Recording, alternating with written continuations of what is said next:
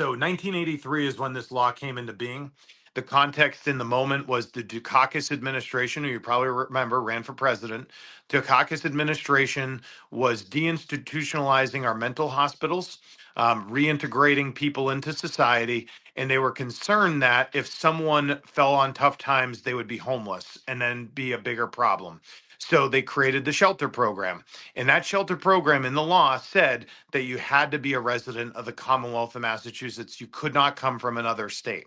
In 1991, somehow, some way, that language was struck from the law. We don't know how. We think it could have been done administratively through a reg reform, but it disappeared. And so since 1991, you've had this vacant law that basically says if you come here, we will shelter you. And there's only been really two times in the state's history, 2014 to 15, when the Obama administration started shipping migrants up to Massachusetts, probably because of their awareness of the law and because of the Syrian refugee crisis that was happening in their country. And then now with the Biden administration and his change of their immigration status with parolees in 2021 October. And we started taking on water in this program like around early 2023. And by 2023 August, the governor had declared a state of emergency. At the time now, they say there's 7,500 families. They don't usually give you data on individuals and how many total people have come in and out. But I mean, we had 40 to 50 people coming a day, and 40 to 50 families coming a day into our state, populating our shelters. And that's when the governor finally declared a state of emergency. So but again, Massachusetts is the only state in the nation with a right to shelter law. Many municipalities have them, but Massachusetts is the only state.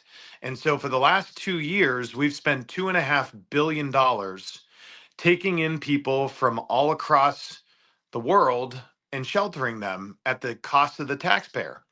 And what we've started to learn is that the vetting process for a bunch of these individuals is flawed because we've had dangerous criminal migrants coming into Massachusetts and inflicting harm upon not just our people, but some of the people in the shelter. And so this gentleman, Sanchez, is the most recent from the Dominican who trafficked $1 million worth of fentanyl, heroin, and cocaine and had firearms that are illegal in Massachusetts. And he's got a taxpayer funded shelter program, which he's living out of. Juxtaposed by a constituent call that we just had, mother of two, whose house burnt down in my district a few days ago, and she can't get access to a shelter because we've decided to help the world. I mean, this is outrageous, and it's something I've called to change multiple times. But beyond the fairness, now we have a public safety threat, and that's untenable and unacceptable. So now the governor, through executive order, has started reducing the amount of time that people can stay. They have put like a 6 months residency requirement to some effect, but none of this is in law. So we need to make it the law that you can only be eligible for these services if you're a resident of the Commonwealth of Massachusetts, who's here legally and in need of help. Yeah, to me, it's accountability and transparency in government. You do not get to say, hey, we've invited this person in and allowed them to traffic drugs, fentanyl, things that kill people, our citizens, and dangerous firearms, and then impound all the documents that reveal all the information. That is jeopardizing the sanctity of government and transparency and accountability. And if it's true that there's something to do with the dangerousness of this individual in there, the public has a right to know. I mean, they funded it. They funded it to the tune of $2.5 billion over the course of the last 2 years. And we should not be hiding information. Perhaps we've hid enough information, and that's what's led us to this problem, the fact that we're not adequately vetting people. So we need to know, in order to make the best course forward, how to change this. And the only way to know is by unimpounding the documents and revealing what's in them and knowing how this person got here, who made the decision to bring them here, what type of dangerous activity they were involved in or who they're connected to. Because who knows, like if they're part of a cartel, You basically have invited the cartels into Massachusetts to do harm to our families, our children. It's just totally unacceptable. I also think one of the things that is starting to come out in all this reporting is the amount of ICE detainers that have been issued in the Commonwealth of Massachusetts. And that is a really important factor because all these dangerous individuals, including Sanchez, who we're talking about here, had ICE detainers issued on them. And these are not nice people.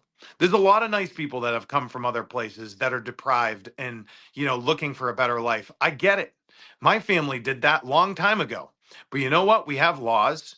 And when we invite dangerous people in and they take advantage of our laws, you got to look to change them or create a transparent environment to allow us the information to understand how dangerous the threat is of these individuals. And the last thing I'd say on this is in December of 2023, there was a provision in a budget that got passed. I voted no, that allowed for $6 million of cash payments in a welfare type program to be given to these migrants, individual and families. And there was no accountability on that whatsoever. It's literally handing over $6 million of cash from January 2024 until it exhausted the program a few months later in April, May. And so there's no accountability on how that money got spent, where it got spent, if it was for actual needs like food and medicine, diapers, whatever, or if nefariously someone came into our state, saw this program, and used it to buy drugs and guns. And so that raises even more questions on accountability. This is really about now government competence and whether or not we have the ability to keep people safe. And